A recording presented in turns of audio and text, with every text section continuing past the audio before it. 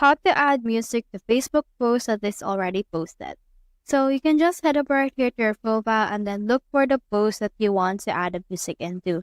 I have in here this post. Now click on these three dots, click on this edit post, and now we have this. So you can choose a layout that you want for this one. But since we want to actually add in here a music, you can click on these three dots and you can actually just put in here a music.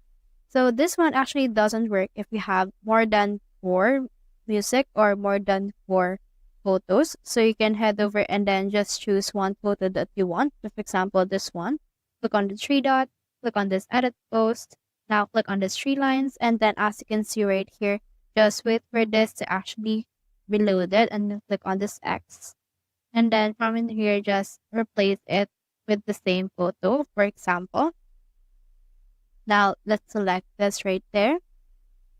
And then you can have the option to add the music right here by clicking on this AI label up. And you can also add in here a music if you want to as well. So from in there, just click on the save and then it shall be saved. So that's how you add music to Facebook post that is already posted. Hope we help.